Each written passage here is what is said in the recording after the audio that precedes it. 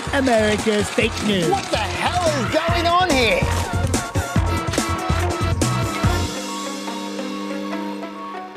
Time to lean forward and assume the brace position. We're heading off to Planet America. I'm John Barron. And I'm Shad Butchadella. This week, is the president doubling down or melting down? He's a menace to the American society and the American system.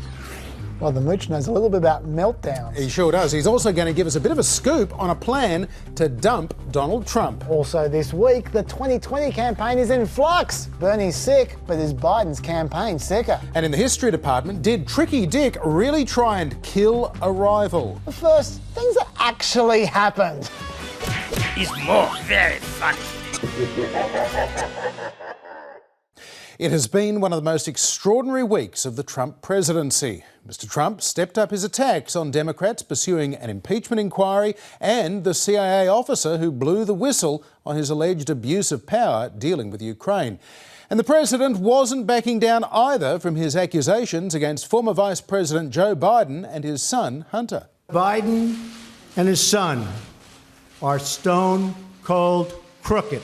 Meanwhile, the president demanded the resignation of House Intelligence Committee Chair Democrat Adam Schiff, suggesting he may be guilty of treason for giving an interpretation of the president's phone call with Ukraine's President Zelensky.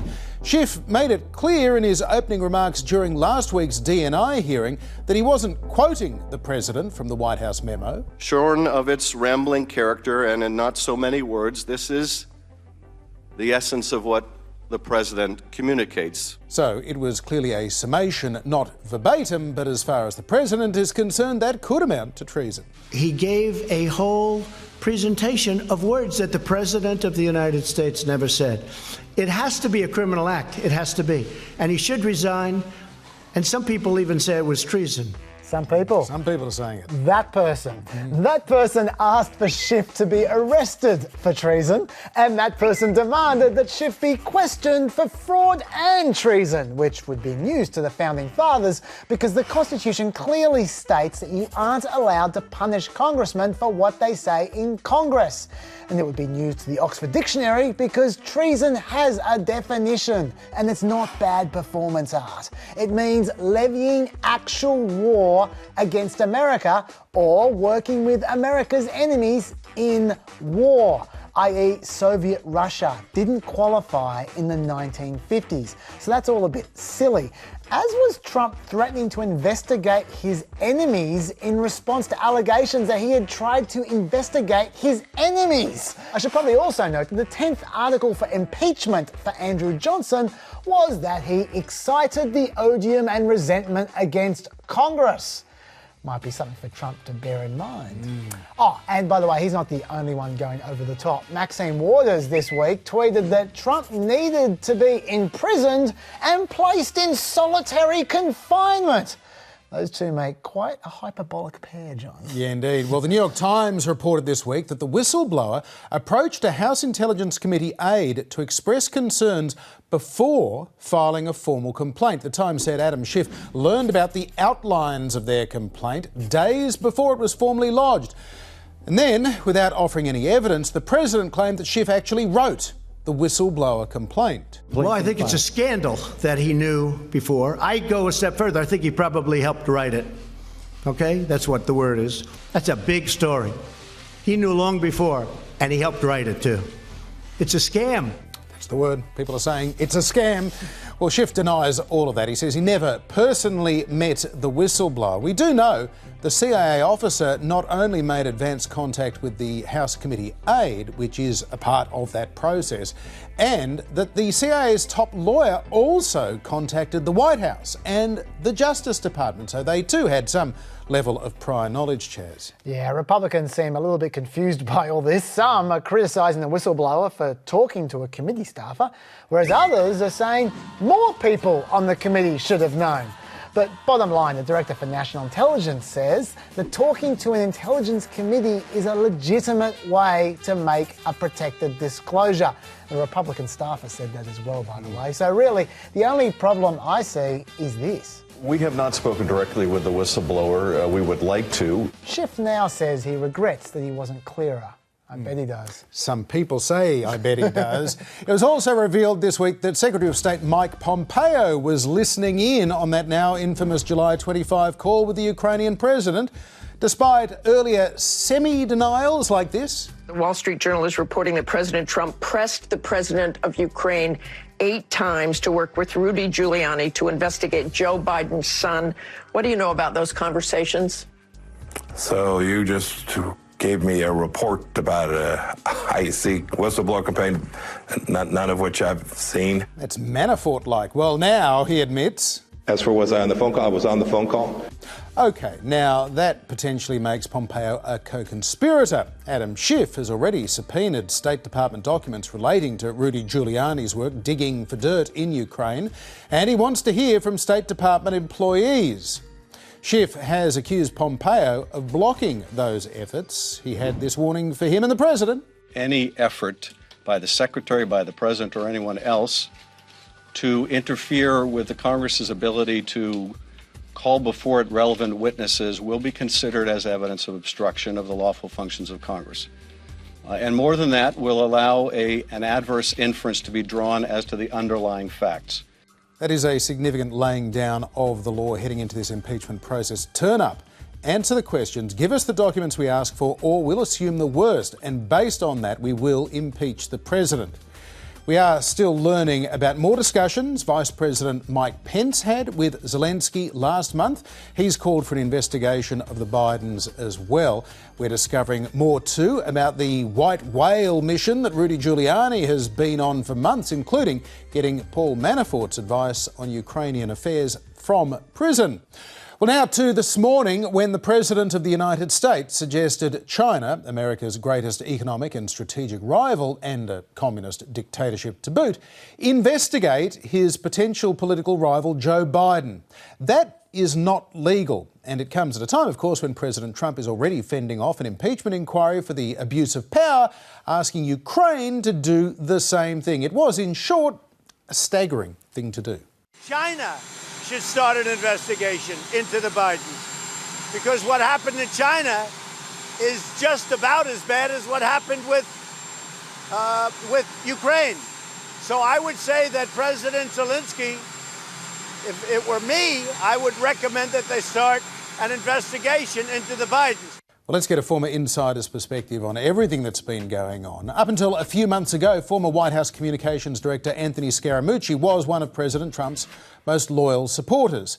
His eventful 11-day stint in the White House in 2017 ended dramatically when you recall the Mooch described a number of White House colleagues in very unflattering terms to a reporter. That ended up in the paper, but he continued to support the president. Then, in August this year, Scaramucci announced a change of heart. In a Washington Post op-ed, he challenged his fellow Republicans to summon the nerve to speak out on the record against Trump, defy the culture of fear that he's created, and go public with the concerns they readily express in private. Well, the president hit back.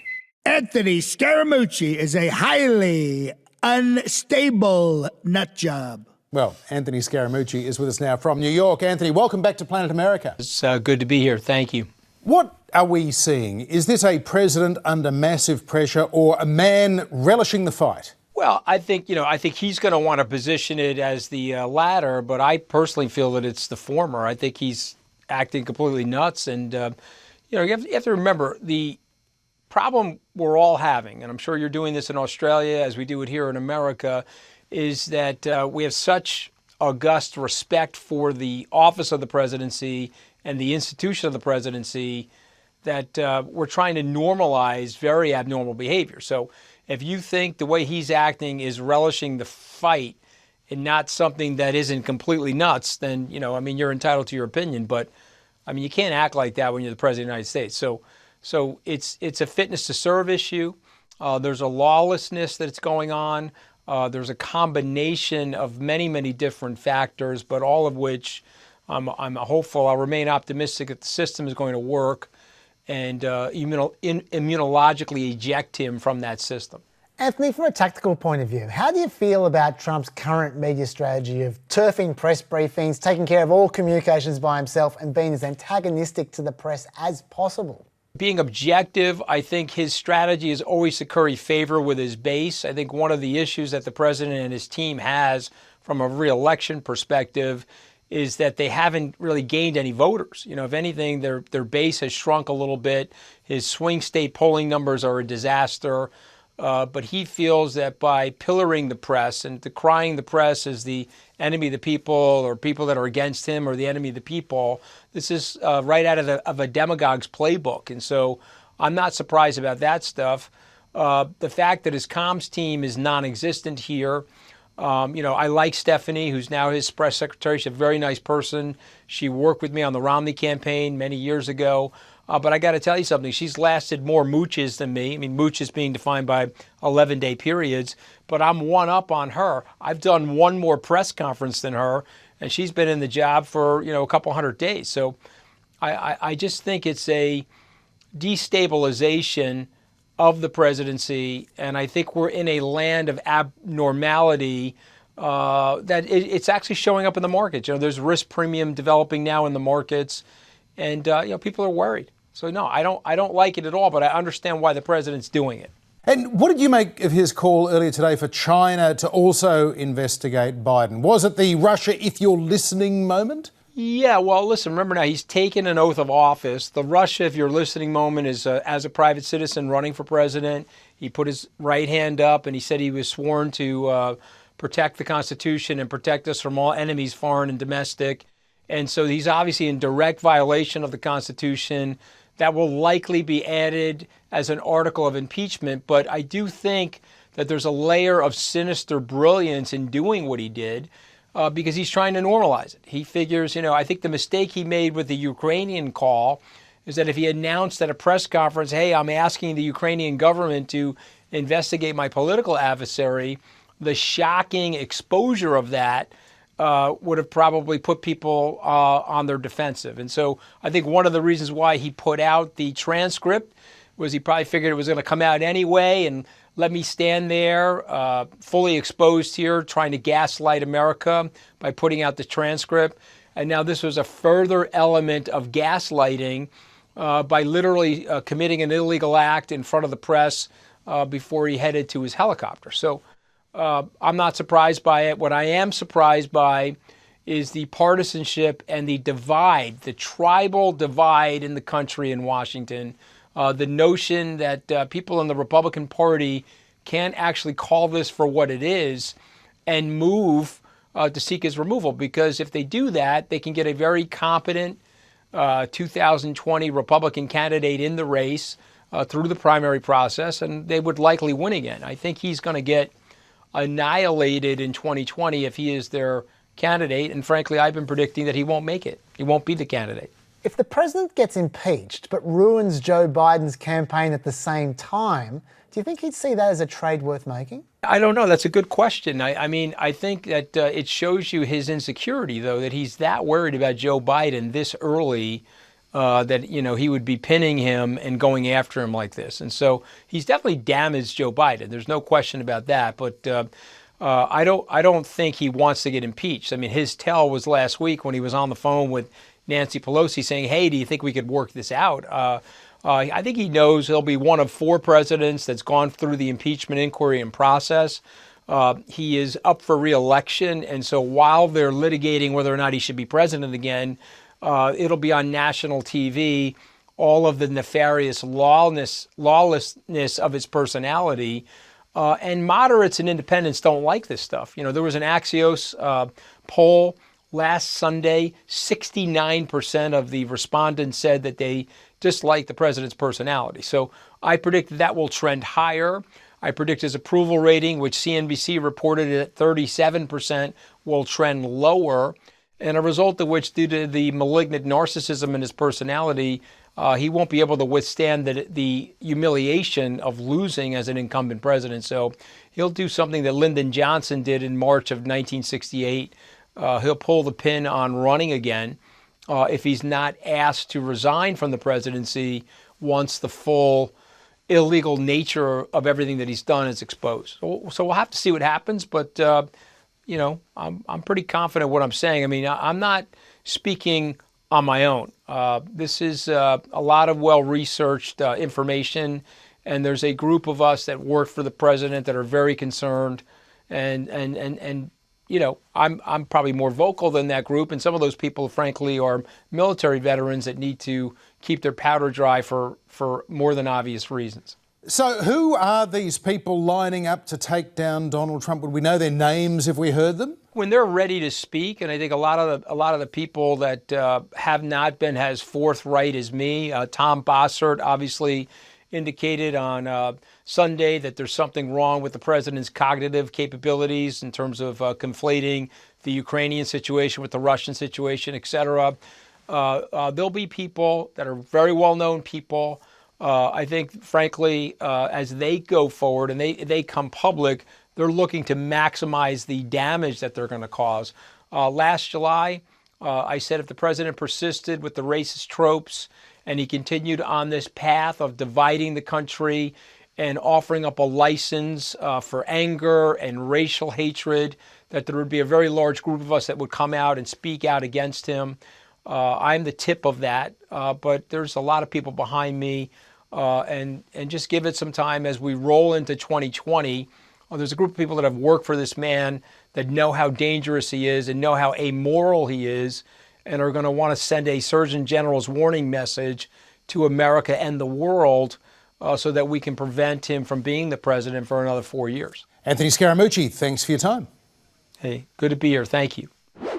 Now, I talked to you last week at length about Hunter Biden. There has been some action in that story, by the way, but we'll be talking about the extra there. Although I would note, it's been 2 weeks now, and for someone who cares so much about corruption in Ukraine and now apparently in China as well, Trump has yet to mention a single allegation that doesn't directly benefit him. Also, Rudy Giuliani is yet to mention that the clients that are paying him to carry on about the gas company Hunter Biden used to work for are currently hoping to build their own gas company in Ukraine. An interesting coincidence, that, isn't it? What a coincidence. Amazing. Of course, Hunter Biden isn't the only response being offered by Republicans. Responses are coming in three basic forms. One is an attack on the whistleblower himself. He's a spy, or his complaint is all hearsay, or he got everything wrong. And he did get some things wrong, though. He said that on the Ukrainian phone call, Trump asked the Ukrainians to locate and turn over the lost DNC servers. He said that Trump asked the Ukrainians to hold on to Litsenko as his prosecutor general. And he said that the State Department official Breck Bull listened in on the call. All three statements, while peripheral, appear to be false. But the bottom line is the Inspector General evaluated that complaint and deemed it credible, which is his job. The acting director for national intelligence had this to say about the whistleblower. I think the whistleblower did the right thing. I think he followed the law every step of the way. And then, as soon as the House actually started investigating, the only thing that mattered was the quality of evidence that they could dig up. The guy who made the tip-off has no further role to play, so forget him. The second kind of response is legal. Well, we know it's not illegal. What crime was violated? Can you name one?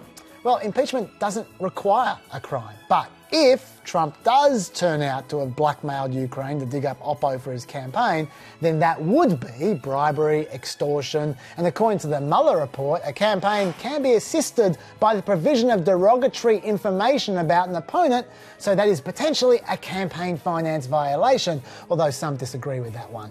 Then there's this law.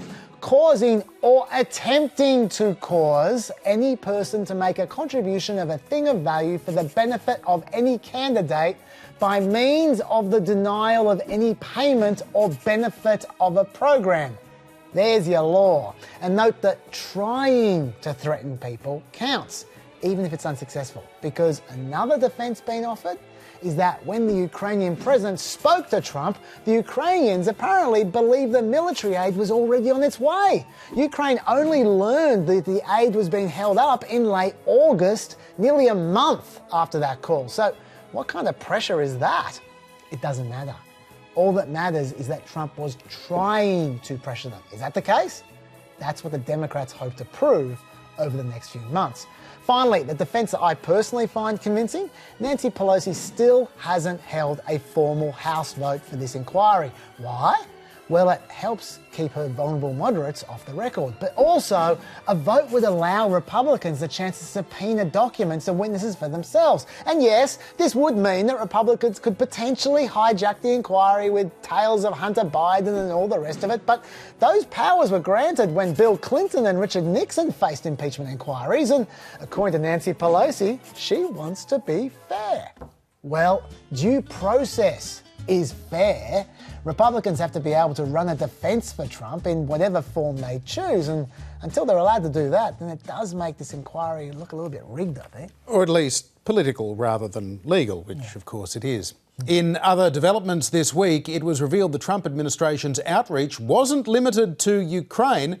The Australian, UK and Italian governments were all asked for assistance investigating the origins of the 2016 FBI counterintelligence probe into Russian election meddling, one that morphed into the Mueller inquiry. Meanwhile, Energy Secretary Rick Perry, who headed the US delegation to President Zelensky's inauguration in May, has announced his resignation today, although aides hasten to say it has nothing to do with the Ukraine scandal.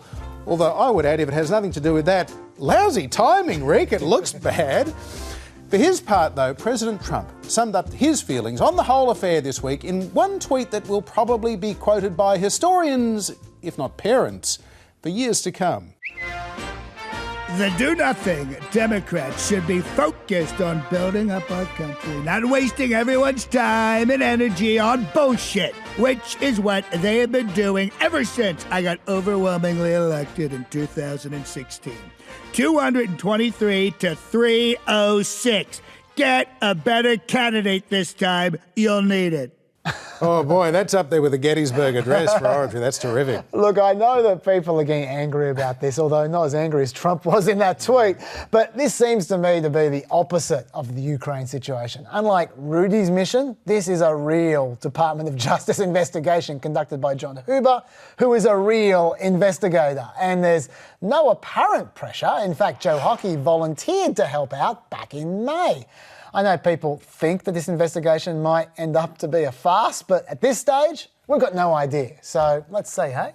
Let's do that. President Trump's average approval rating, meanwhile, has slipped just 1.5 points since the announcement of the impeachment inquiry, down from 45.3 to 43.8. But his disapproval numbers have basically stayed the same. Everyone's got their mind made up. It's ticked up from 52.1 to 52.3, although those averages do include a couple of pre-scandal polls from Fox and NBC. Meanwhile, support for impeaching President Trump has spiked. A poll from Quinnipiac taken over the weekend that news of the whistleblower complaint emerged showed 37% thought President Trump should be impeached. By last weekend, that had jumped 10 points to 47%. Asked by Monmouth if it is appropriate for a president to make a request like Trump did to a foreign leader to investigate a potential rival, almost 2/3 said it was not appropriate. Just 21% say, yeah, that's okay. But there is also evidence that the unsubstantiated claims against Joe Biden are having a negative impact on him as well. Asked whether they think that Biden probably put pressure on Ukrainian officials to get them not to investigate his son's business dealings, 42% say Biden probably did it. Only 37% said he probably did not. 22% say they are unsure. You see, that's the key poll right there. The Hunter Biden ploy, it actually worked. Could be. But anyway, to take the polling further, 538 have an impeachment poll aggregator going, and ever since the Mueller report, there's been about 15 points more opposition to impeachment than support, until last week when it all changed. And now there's slightly more support for impeachment on average across all the polls, although that's just 538. Trump has dug up a much more reliable web poll from polling wonder company Breitbart. Yes, it found an amazing 98% of people stand with President Trump. Shut the door. Bear that in mind. Oh, well, look, this thing's over. Call off the impeachment. In other 2020 news this week, Senator Bernie Sanders underwent a heart procedure after experiencing what his campaign described as a, quote, chest discomfort at a campaign event. 2 stents were inserted to open an artery into the 78-year-old independent senator's heart. The Sanders campaign is avoiding language like heart attack, even chest pain or emergency surgery, but there is no hiding the fact that this was an unscheduled piece of surgery, an operation to reopen the artery to his heart. Put simply, doctors say Bernie Sanders has heart disease.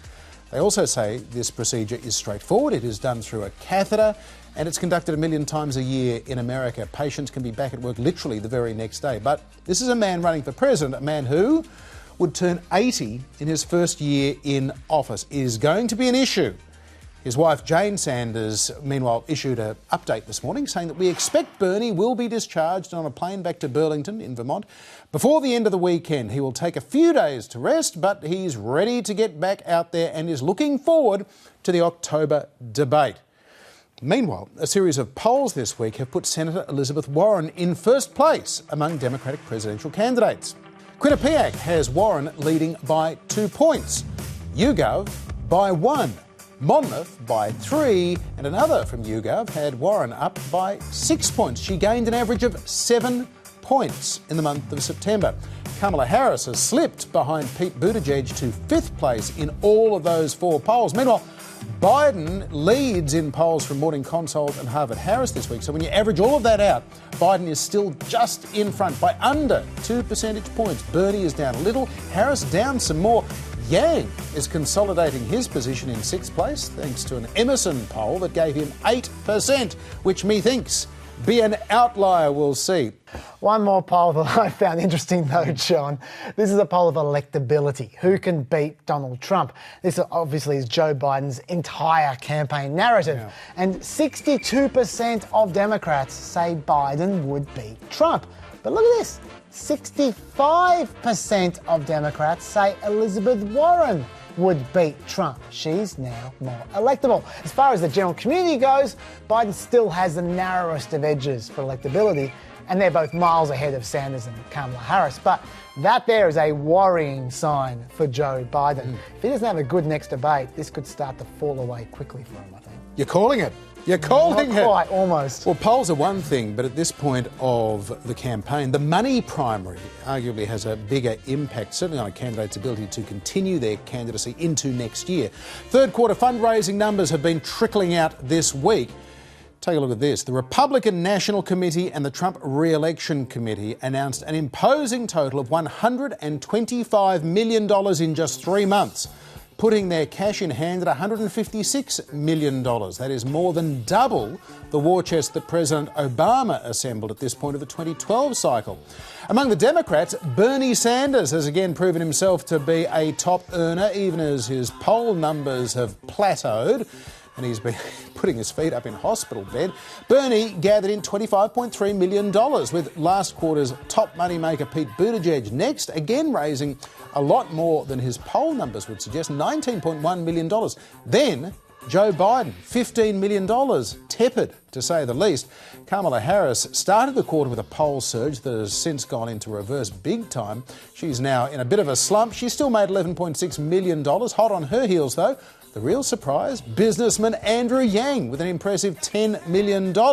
Or put another way, that's $5 million less than Joe Biden. Senator Cory Booker's red alert to donors seems to have worked. He's cleared $6 million. Senator Michael Bennet has raised over $2 million. More numbers, including, crucially, Elizabeth Warren, expected in the next few days, Chaz. Yeah, but I just want to get back to those Trump numbers for a second. Hammer this home. Trump and the RNC have raised more than $308 million this year. Better than his casinos ever did. Yes. At the end of last month, the RNC had $53 million just sitting there in the bank doing nothing, and the DNC had $8 million by comparison. Trump apparently raised $15 million just in the 3 days after Pelosi announced the impeachment. In fact, that's better than his casinos ever did. Yes.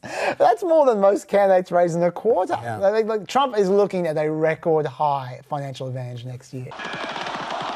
Big, beautiful world. Last week, the White House celebrated a landmark 200 days since its last White House press briefing. Yay! Yeah, look, it's fair to say the number of press briefings have dropped off a little bit in recent years. The press has taken to tweeting out photos of a literally dusty press podium. You can't see that, can you? Dave, can we go full screen? Yeah, see? Dust. Yeah, okay, come back. The Pentagon's been even more opaque. Their spokesperson just held their first formal on-camera briefing since May last year. Yes, their spokesperson has held as many Pentagon press briefings in the last 16 months as Gene Simmons has. The submarine, and Jared Butler has. What is going on but there? More than anything, it was a chance to bring the submarine genre into the 21st century, into Actually, submarine I don't culture. care. But the most grumbling has been about the lack of presidential press conferences. Trump hasn't held one for ages, leading to the Washington Post putting out the world's most passive-aggressive web page ever. Yes, this is the whole page. Let's look at the numbers, shall we? At this stage of his presidency, Obama had held 17 proper solo press conferences, but Trump has only held 2. At this stage, Obama had held 44 press conferences with foreign leaders, but Trump has only held 38, and Obama had held 24 other press availabilities at photo ops, arrivals, departures, Air Force One, all that kind of stuff, whereas Trump has only held 205. Whoa! Can we zoom out, please? Yeah, keep going, keep going, keep going. There! So it turns out Trump is very available in his own special way, and becoming more so. Trump's chopper time presses have gone from averaging 7 minutes each last year to averaging 12 minutes each this year, even though most of that time is spent repeating the question. Then there's Trump's inevitably televised rallies. They've become way longer as well. He's only held 11 rallies this year, but they include 7 of his 10 longest. Some of these speeches are lasting longer than his communications directors. Sorry, Mooch, but thanks for coming on the show. In fact, overall, Trump is just spending generally a lot more time on camera. We're talking 2.5 hours a week. That's 54% more than in 2017. And then there's Twitter.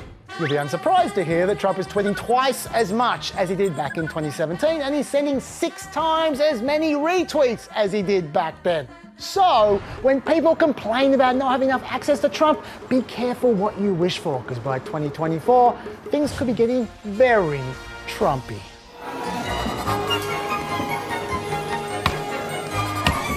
Wait, you were there? No, what? How? What? Magic.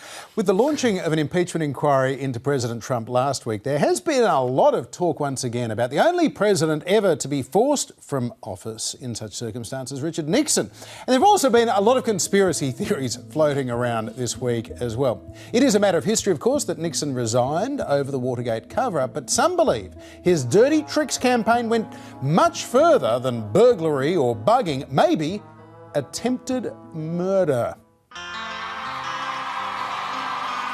November 7th, 1972, President Richard Nixon has won the most overwhelming re-election victory in the history of American politics.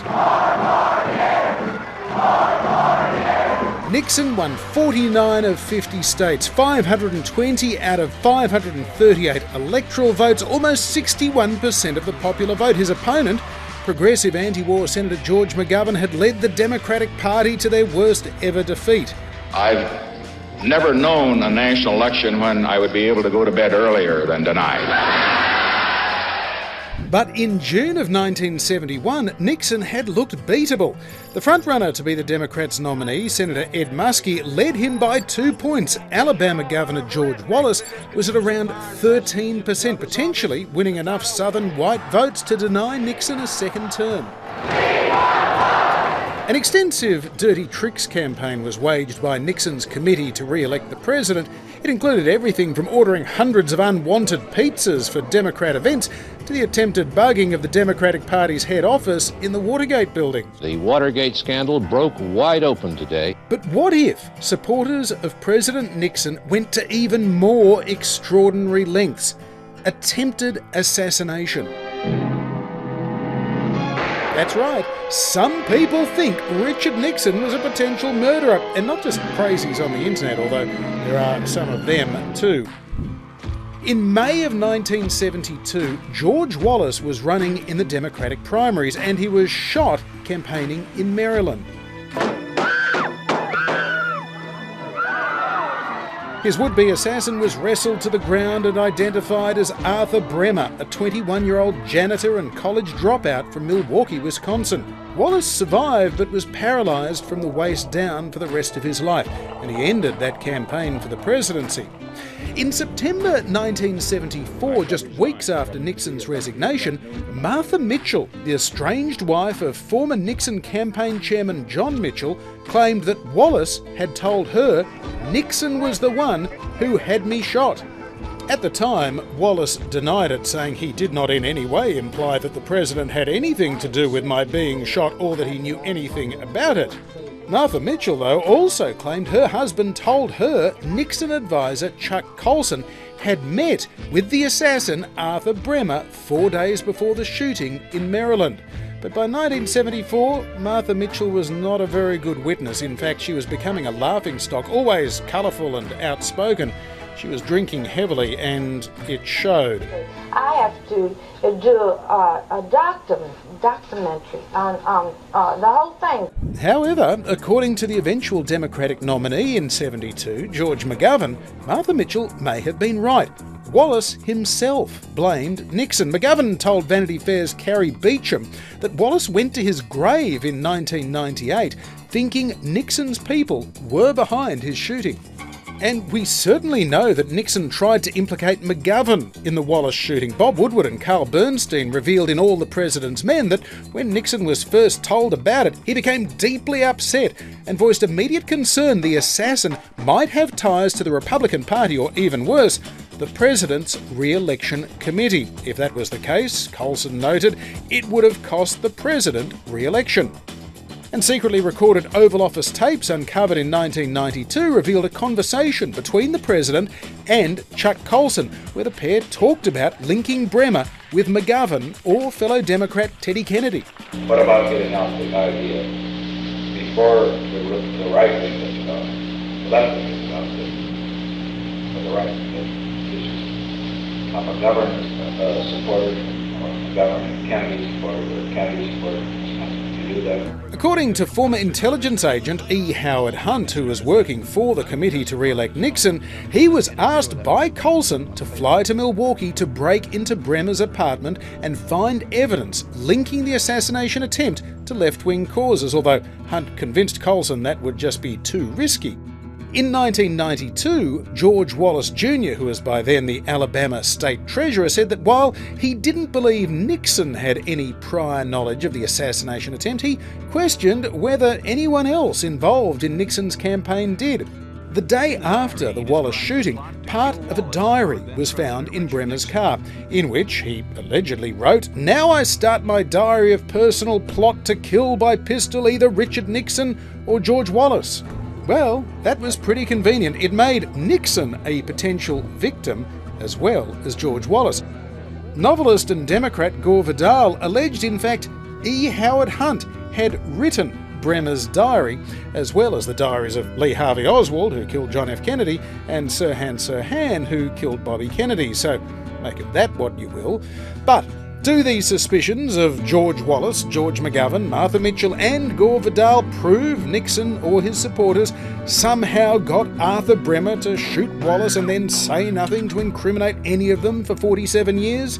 Well, no. A month after Wallace was shot, E. Howard Hunt was arrested breaking into the Watergate building. But his only proven connection with Wallace was being asked to plant left-wing material in Bremer's apartment. It seems very far-fetched to think supporters of Richard Nixon had a rival shot, but then again, you never know. Fake news. Finally, it's time for fake news. Much of the media in this country is not just fake, it's corrupt. Sorry, corrupt news. Impeachment edition. And we kick off with who else but CNN. This was a summary of that Ukraine phone call from last week where Trump said, "I would like you to do us a favour though." You might recall they then rabbited on for over a page about CrowdStrike and Rudy Giuliani, and then Trump brought up the Bidens. But that did not suit CNN's preferred narrative. And then he says, quote, "I would like you to do us a favor." The president asks Zelensky to dig up dirt on Biden and his son, Hunter. Whoa! Where'd that page of transcript go? The LA Times went one better and made that DeLorean-like time jump right there in their headline. But MSNBC decided even that wasn't misleading enough, so they constructed a completely alternative conversation. We said, will you do me a favor and investigate Vice President Biden's son? Will you do me a favor and get involved in the 2020 election? Vice President Biden is my chief political opponent. That makes Adam Schiff look like a tape recorder.